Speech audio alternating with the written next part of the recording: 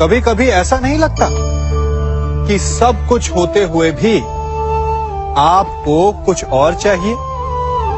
ये मिल जाए तो वो चाहिए। यदि आपको ऐसा असंतोष अनुभव होता है तो इसमें कोई आपत्ति नहीं है, क्योंकि संतुष्ट हो जाना मनुष्य का स्वभाव ही नहीं है। और इसी कारण मानव ने सभी जीवों में सबसे अधिक विकास किया। इसीलिए मनुष्य ने आर्थिक और शक्ति रूप से वृद्धि की, संपन्नता बढ़ती गई, ज्ञान बढ़ता गया। अर्थात विकास के लिए असंतोष बहुत आवश्यक है। परंतु समस्या तब उत्पन्न होती है जब ये असंतोष ईर्ष्या में बदल जाता है। जब आप स्वयं की संपत्ति अर्जित करने की अपेक्षा ये प्रयास करने लगते हैं कि आपके प्रतिद्वंदी की संपत्ति अधिक ना रहे, तब ये असंतोष ईर्ष्या में बदल जाता है। और यही ईर्ष्या जन्म देती है अपराध को, षड्यंत्र को। तो प्रश्न ये उठता है कि इस ईर्ष्या से बचा कैसे जाए? और इसका केवल एक ही उपाय है, जब प्रयास अपने साथ साथ दूसरों के विकास का भी हो, तब जाकर ईर्ष्या समाप्त होती है और प्रारंभ होता है आनंद का, वास्तविक विकास का।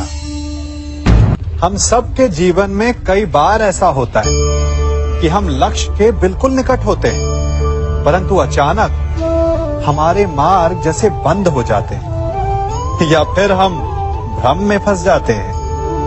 कभी कभी उस भ्रम से जूझकर हार मान लेते हैं, कभी कभी उस भ्रम को ही लक्ष्य समझ लेते हैं, और प्रत्येक स्थिति में हमारा लक्ष्य हमसे दूर होता जाता है।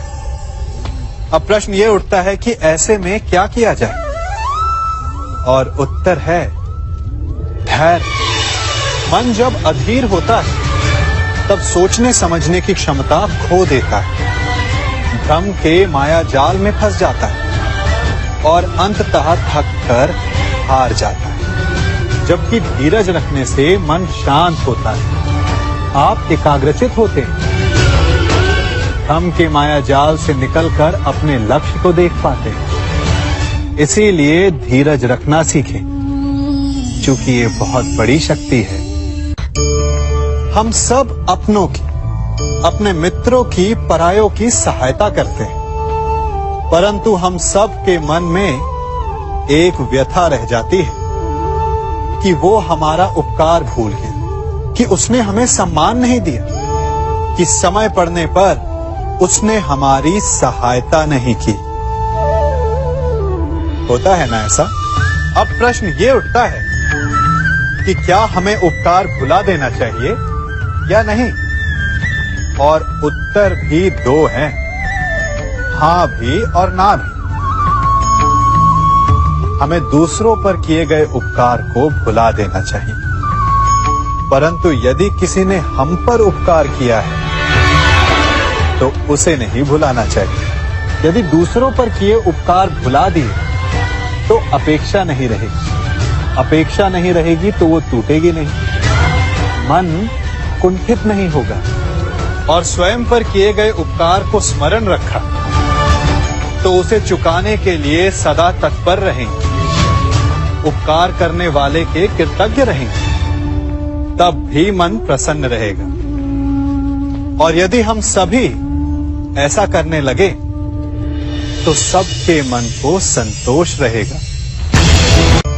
अपने लक्ष्य तक पहुंचने के लिए साधना कठिन होती है, परंतु उससे अधिक कठिन होता है अपने कर्तव्य के लिए साधना को छोड़ देना। अब आप सोच रहे होंगे कि ये कैसी पहेली है।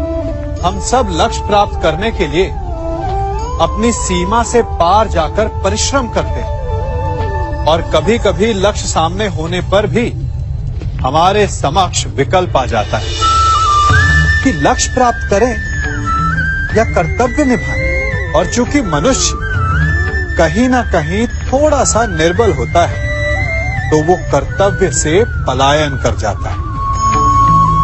तनिक सोचिए, बिना कर्तव्य के लक्ष्य पाना क्या आपको आनंदित करेगा? नहीं ना, क्योंकि कभी ना कभी लक्ष्य आपकी परीक्षा लेता है कि क्या आप कर्तव्य निभाने में सक्षम हैं या नहीं।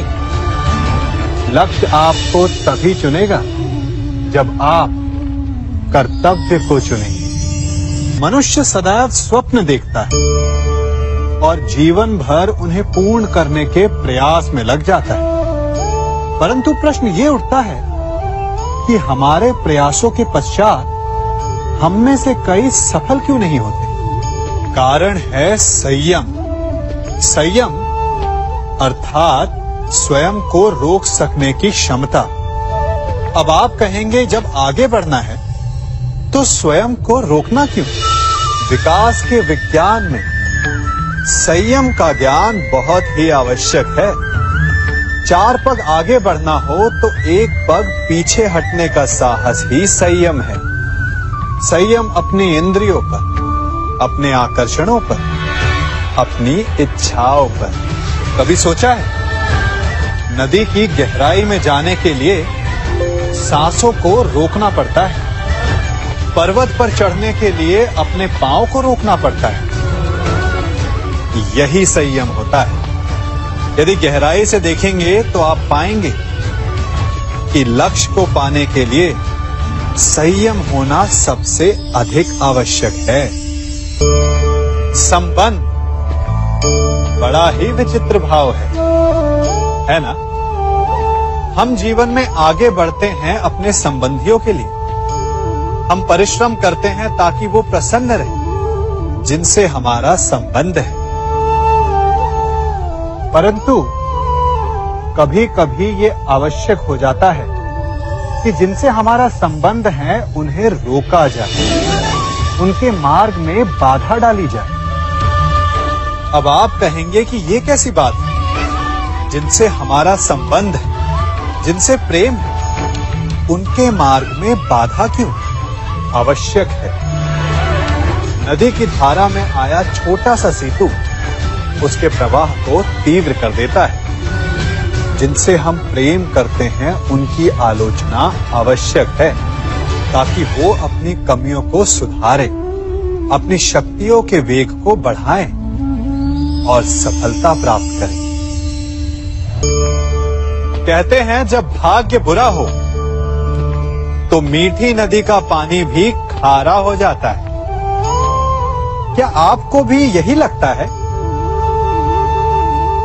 नहीं, हर अनहोनी का कारण भाग्य नहीं होता। कारण होती हैं हमारी असावधानियां। कठिनाइयों में सावधानी सबसे महत्वपूर्ण ढाल है।